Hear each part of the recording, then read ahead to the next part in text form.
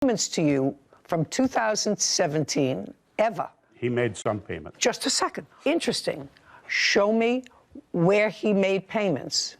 Did you give him a receipt for payments? No, this is a small town, and It's not a small town, it's a family, sir. It's not a small... I do have the ledger. I'm not interested in the ledger you created. It's self-serving and therefore inadmissible and created for the purpose solely of this litigation and not created at the same time that the event took place. I might even cut you a little slack if you had a ledger, a book with entries in it at different times from 2017 in different ink, with a day, how much was paid back on the loan. I guarantee you do not have that. You have a very nice piece of white paper that you created for me. Is that correct?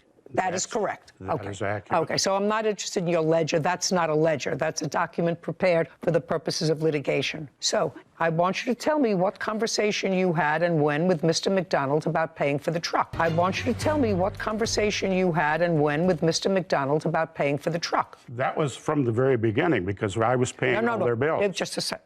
I don't care whether you were paying their bills. I understand you were paying all their bills because they came to live with you for a brief period of time because they were evicted for whatever reason, and that was sometime in 2016. Okay. So I understand that you were paying their bills. Sometimes that's what parents do. They pay their bills. We were paying their bills because they had no checking account. That doesn't matter to me. I want to know your conversations with, where did it take place? Because you're not suing your daughter, you're suing him. The conversation was when we rented the farm for them, which I know is not with the truck, but the landlord would not let them rent from them because they had terrible credit. We'll get to the rent later. Stick with the truck. Don't talk to him when I'm asking him questions. Well, the truck was the same thing. We put that on the ledger then, or on the running total, and they agreed. They both agreed that they were going to pay us off. Okay. He came over on Labor Day weekend, and I showed him the ledger, which he saw all the time. No. Don't tell me what he saw. Don't tell me what he saw. If what you're saying is you showed him the ledger when he came over with the boys, yes, and he was going back to Minnesota. Right. And he brought the boys to see you to say goodbye? Correct. Okay, so far, it's very nice. You have a reasonable relationship with him, and certainly your daughter was clearly overwhelmed because courts do not usually split up children, so they must have felt that the children's best interest would be served if they remained with their father. Clearly what happened, the father came over to you to let you say goodbye to the children, and when he came over to let you say goodbye to the children, let me understand what you're saying to me. What you said to him was, not thank you for taking over this responsibility. Your daughter had more children than she could take care of, physically or financially, right? Clearly. Yes. Clearly. So what you want me to believe that two nice people who took in their daughter with her two kids and a husband and bought a truck and made arrangements for them to have someplace to live, that these two nice people, when he came over, because your daughter couldn't take care of her children, and he brought them to say goodbye, you said, it's very nice. I want you to take a look at this ledger and see how much money you owe me. That's what you're asking me to believe, right? I'm going to let you live with that fantasy that I believe that. And so I did give him the balance of what he owed me on the rent. No. And on the truck.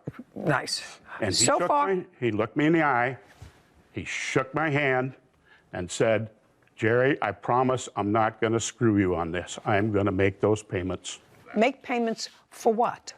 On the rent and on the truck. Okay. Did you have that conversation with him? No, I did not, Your Honor. The conversation was when I came up there the last time, Jerry was trying to sell his fishing boat, so I posted it on Facebook, and I sold it for him. In what month and year? That would have been September of 2020. After selling the boat, he gave me $1,200 for helping him. How much did he sell the boat for? It was $4,700. So that was after you'd already moved? Correct. With the children? Yep. Okay. He helped you sell the boat for $4,700? Just answer my question. No. Did you give him $1,200? No. He bought that boat from me a year prior to that. He had it. So they bought this boat from you. Accurate. When?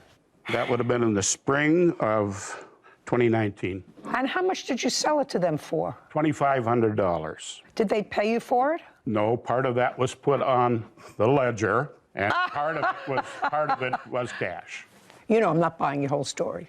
I'm not buying your whole story Sorry, because what Your if... Honor, I'm telling you the honest-to-God truth. No, I don't think so. I don't think that I would have sold people who had no credit, who couldn't buy themselves a truck, so you had to co-sign for the only means of transportation that they had, who couldn't pay for their rent, who couldn't pay their bills because of their bad credit. I don't believe this whole